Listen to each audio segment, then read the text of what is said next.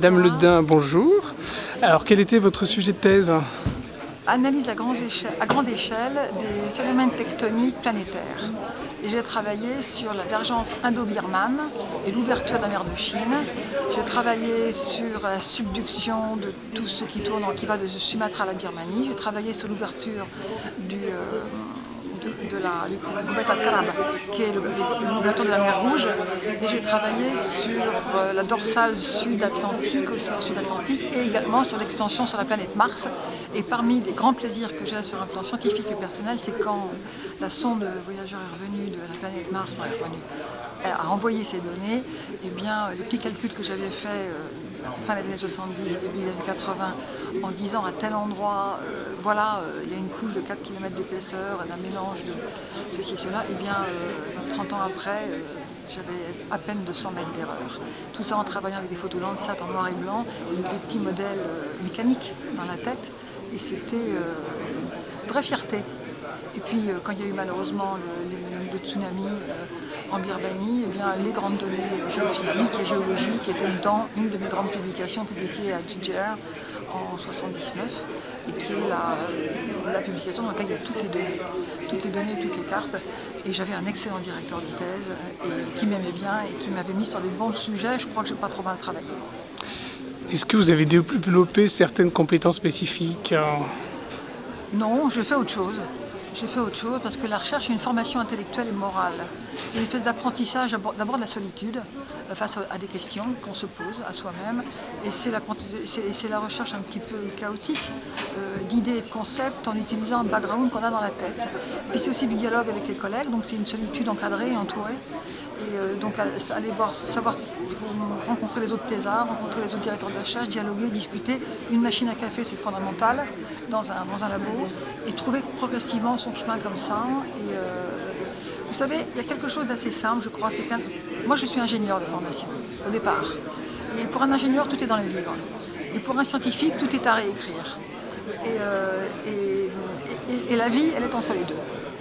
Et c'est pour ça que nos sociétés occidentales et françaises en particulier, qui ne font plus confiance à la science, qui se défient de tout, alors que pourtant tous les grands sujets d'inquiétude sont sur la table, sont des sujets qui, au bout du compte, sont des sujets scientifiques, eh bien, il y a une espèce de défiance et d'une grande angoisse en même temps qu'un immense espoir.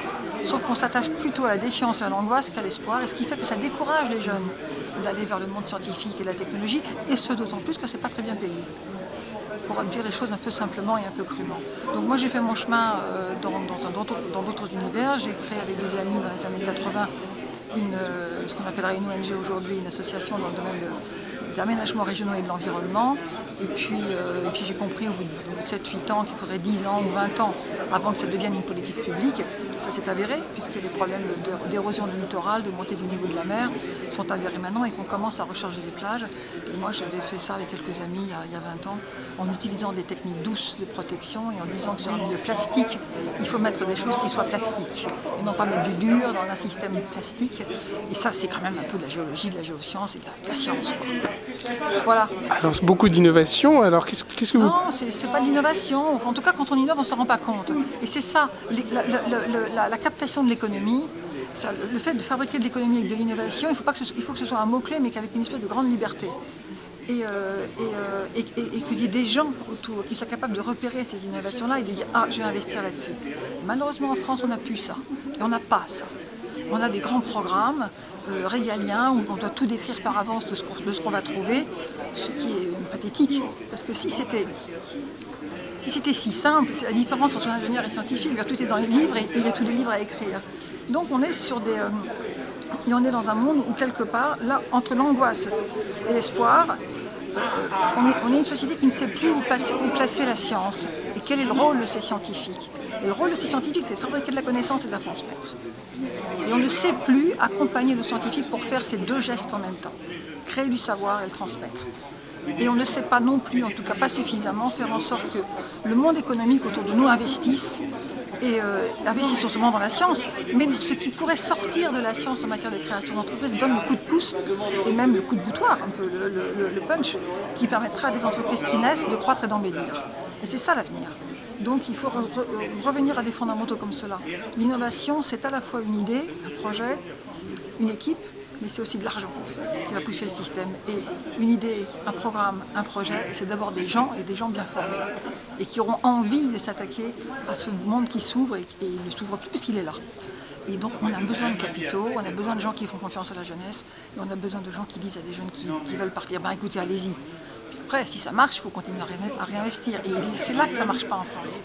C'est qu'on les laisse aller tout seuls, et puis ils s'étiolent, ils s'épuisent, et puis il y a les précaires, et puis il y a ceux qui ont créé leur entreprise et qui n'arrivent pas à trouver les capitaux pour croître et embellir, et qui arrivent à 38, 40 ans, qui sont épuisés. Et c'est à ceux-là qu'il faut répondre aujourd'hui, en remettant de la confiance, de la capacité, de l'aptitude, de la volonté d'énergie. Et l'énergie, le nerf de la guerre, c'est l'argent, mais je ne parle pas là d'une économie monétisée ou monétarisée, je parle d'une économie de production.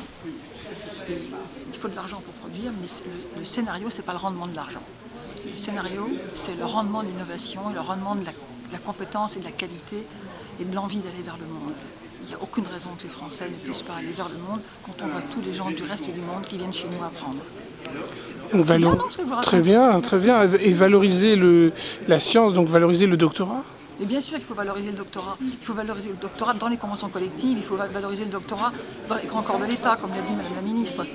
Mais si je pouvais aller un peu plus loin encore, je dirais qu'il faudrait que les grands corps de l'État ne soient pas attachés à des écoles particulières.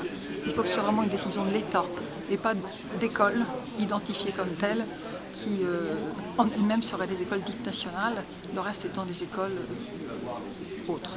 Vous savez, Paris n'est pas la France et le reste n'est pas la province. La province ne démarre pas au périphérique. Très bien. La France, c'est la France. Elle est tout entière.